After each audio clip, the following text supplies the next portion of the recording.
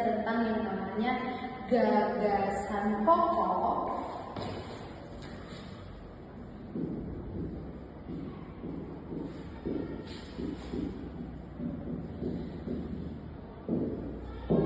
Oke, sebelum kita belajar lebih jauh tentang gagasan pokok, pastinya kalian sudah belajar yang namanya tentang kalimat utama. Jadi gagasan pokok ini tidak jauh berbeda dari kalimat utama.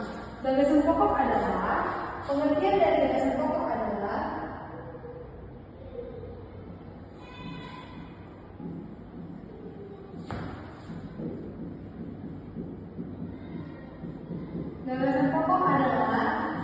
ide pokok dalam suatu paragraf. Ide pokok dalam suatu paragraf. Dan kalimat, kan tadi Miss Karen ada bilang kalau gagasan pokok itu tidak jauh berbeda dari yang namanya kalimat utama. Jadi kalimat utama itu adalah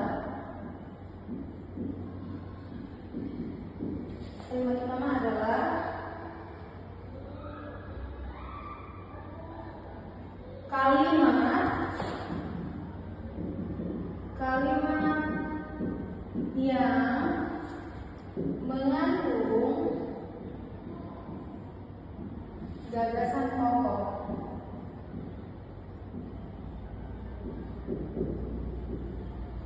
Nah, gagasan pokok ini dia itu bisa berada di awal, bisa dia berada di awal, bisa dia berada di akhir, dan dia bisa berada di campuran atau awal dan akhir. Awal dan akhir. Nah, gagasan pokok ini itu nggak bisa berdiri sendiri kalau nggak ada yang namanya gagasan pendukung. Gagasan pendukung. Lalu, bagaimana caranya untuk menemukan gagasan pokok? Tidak lain dari yang namanya membaca. Nah, ada pun ciri-ciri dari gagasan pokok.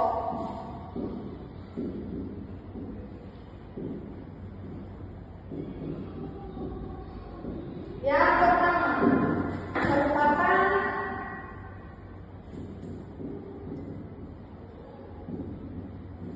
satu kalimat yang lengkap. Dan yang kedua adalah mengandung topik permasalahan.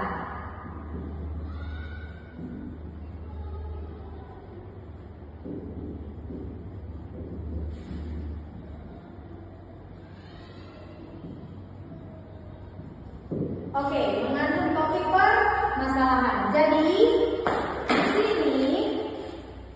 di sini sekarang sudah punya satu kalimat atau satu paragraf yang akan kita pakai untuk melatih bagaimana kita bisa menemukan gagasan pokok beserta gagasan pendukung dalam sebuah kalimat atau dalam sebuah paragraf. Sekali lagi ya.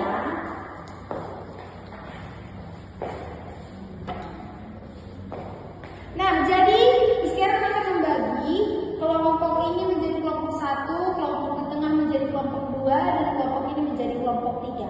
Sekarang kasih waktu sekitar 10 menit bagi kalian untuk menentukan mana yang gagasan pokok dan mana yang menjadi gagasan pendukung dalam sebuah paragraf.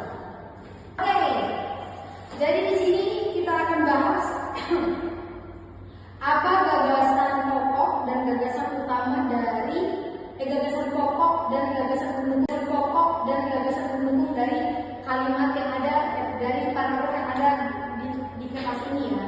Gagasan pokok tadi itu gagasan atau ide pokok. Gagasan pokok adalah ide pokok dalam suatu paragraf, dan ide pokok itu terdapat bisa di awal, akhir, dan di awal dan di akhir. Nah, kalau kita lihat dari contoh teksnya kita baca secara sama-sama. Tentang termaksud ke dalam sayur-sayuran, meskipun kentang tidak memiliki warna hijau seperti sayuran pada umumnya. Meskipun kentang merupakan jenis sayuran yang tidak berwarna hijau, namun kandungan nutrisi pada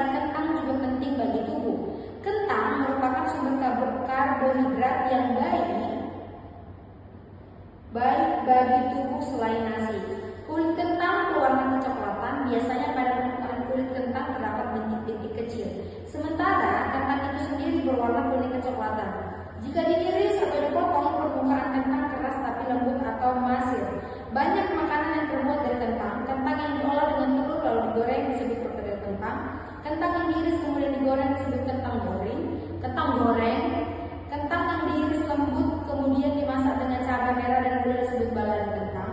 Kentang juga digunakan sebagai sayuran di sop. Ada banyak makanan yang diolah dari kentang.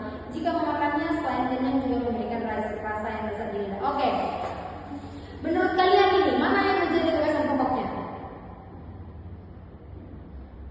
Nah, tapi menurut Miss Karen, di sini yang menjadi gagasan pokoknya itu berada di akhir, yang merupakan gagasan pokok tentang. Kenapa Miss Karen bilang dia berada di akhir? Ya, mengandung topik permasalahan. Nah, mengandung topik permasalahan. Jadi masalahnya di sini kan ini kentang termasuk ke dalam sayuran meskipun kentang tidak memiliki warna hijau. Nah, masalahnya di sini walaupun kentang itu tidak berwarna hijau, tapi dia termasuk sayuran termasuk sama seperti sayuran pada umumnya. Dan karena menjadi gagasan pokoknya itu kentang termasuk ke dalam sayuran meskipun tidak memiliki warna hijau. Dan yang menjadi gagasan pendukungnya, gagasan pendukung itu kentang merupakan